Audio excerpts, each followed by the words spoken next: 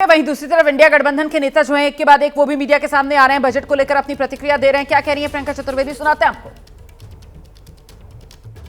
मैं बस यही कहूंगी कि जो जनता है, जनता की जो अपेक्षाएं थी, जो खास करके मिडिल क्लास की 10 साल से इस घुंगी बहरी सरकार से मांग थी कि उनको किसी तरीके की राहत की सांस मिलेगी, आज उसकी सुनवाई हुई है। ये 240 का पावर है जिसने इस जनता सरकार को, अहंकारी सरकार को मजबूर कर दिया कि उनकी आवाज सुने। तो जनता को इसका राहत मिलेगी। आमदनी बढ़ नहीं रही थी, खर्चा बढ़ रहा था, सेविंग्स नहीं हो रही थी, इन्वेस्टमेंट नहीं हो रही थी। अब कहीं ना कहीं जाकर वो राहत आप स्वागत करती हैं जो मिडिल क्लास को राहत मिली है?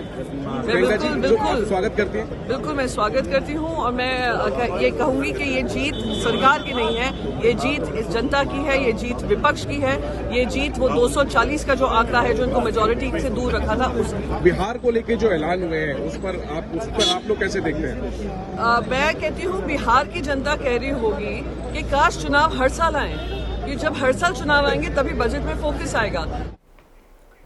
तो शिवसेना उद्धव गुट की सांसद है प्रियंका चतुर्वेदी नया ट्विस्ट लेकर आ गई है। मतलब ये जो मिडिल क्लास को बड़ी राहत इस बजट में मिली है, वो इसको इंडिया गठबंधन की इस रूप में ताकत बता रही है कि 2024 लोकसभा चुनाव में जो बीजेपी का रथ 240 पर रोका था, ये उसी का असर है कि मिडिल क्लास को फायदा पहुंचाने के लिए सरकार को मजबूर होना पड़ा। इस बीच प्रतिक्रियाएं लगातार आ रही हैं। तृणमूल कांग्रेस के सांसद हैं अभिषेक बनर्जी, क्या कह रहे हैं, सुनाते हैं आपको। भाई, बजट में आम आदमी के लिए कुछ नहीं है, क्योंकि आपको पता है कि इस साल बिहार में चुनाव है। तो बिहार का चुनाव तो रखे सर में रख के उन्होंने पूरा बिहार के लिए एक बजट रोल आउट किया है, जहाँ पे हर चीज बिहार को दिया है। पिछला बार भी 2024 में जुलाई में जब बजट पेश किया था तो आपने देखा था सब कुछ आंध्र प्रदेश और बिहार के लिए किया गया था। तो आंध्र प्रदेश का तो चुनाव हो गया, अब इस साल बिहार में चुनाव है। आंध्र प्रदेश में 4.5 साल कोई चुनाव है नहीं, सब कुछ बिहार के लिए किया गया। और जहां तक बंगाल का सवाल है, पिछले 10 सालों में जब से ये सरकार सत्ते में आई है, जब से बीजेपी सदन चला रहे, जब से सरकार बनाई है 2014 साल से आज तक कुछ नहीं मिला बंगाल को। और वहीं बीजेपी सांसद रविशंकर प्रसाद वो क्या कह रहे हैं इस बजट को लेकर, किस तरीके से इस बजट को वो मोदी सरकार की दूरदर्शिता वाला बजट करार दे रहे हैं बजट, क्योंकि विपक्ष कह रहा है कि बिहार की कोई सब कुछ दे दिया गया है। ऐसा है, विपक्ष का काम है आलोचना करना, लेकिन बेबुनियाद आलोचना करना क्या मतलब है? अब तो उनकी नेता विपक्ष के राष्ट्रपति जी के बारे में कई शब्दों का प्रयोग करती है, तो उनकी आलोचना का स्तर वो हो गया, छोड़ दीजिए।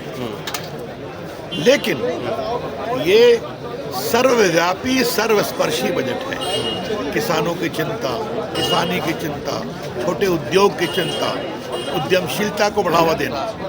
और मैं बिहार का हूं तो गर्व है, क्यों नहीं होना चाहिए बिहार में? तो चुनाव है इस वजह से दे दिया सर? नहीं, मखाना बोर्ड की हम लोग मांग वर्षों से कर रहे थे। बिहार का मखाना दुनिया में जाता है, वहाँ के और कौन है मखाना उपजाने वाले?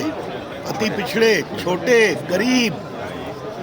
और जो पटना का इंजीनियरिंग कॉलेज है, IIT का, हमारे पटना एयरपोर्ट का विस्तार, मिथिलांचल का विस्तार, लेकिन 12 लाख रुपए पर जीरो टैक्स, तो आपको ये फायदा होगा ना सबको। तो ये प्रधानमंत्री का अभिनंदन, बहुत शानदार और बहुत जोरदार, बहुत शानदार, बहुत जोरदार बजट। समाज के हर एक तबके का रखा गया है ध्यान, और बिहार को अगर चीजें मिली हैं तो उस पर खुशी। तो ये सियासी प्रतिक्रिया आने का सिलसिला लगातार जारी है। एक तरफ सत्ता पक्ष है जो बजट को जबरदस्त करार दे रहा है, दूसरी तरफ विपक्ष है जो बजट को सिरे से खारिज करता हुआ नजर आ रहा है। लेकिन कुल मिलाकर फिलहाल मिडिल क्लास की इस बजट से बल्ले बल्ले साफ तौर पर हो रही है, क्योंकि टैक्स को लेकर सरकार ने मिडिल क्लास को बड़ी छूट दी है, जिससे मिडिल क्लास की जेब में बचने वाला है पैसा। और जब मिडिल क्लास की जेब में पैसा आएगा तो मिडिल क्लास उस पैसे को बाजार में लेकर जाएगा, बाजार में खपत बढ़ेगी, और कुल मिलाकर इसका पूरा का पूरा वो एक स्पाइरल इफेक्ट जब देखने के लिए मिलेगा तो होगा ये कि अर्थव्यवस्था का चक्का जो कहा जा रहा है कि कुछ जाम सा है, गति कुछ मंद पड़ती हुई विकास की नजर आ रही है, वो रफ्तार पकड़ेगी।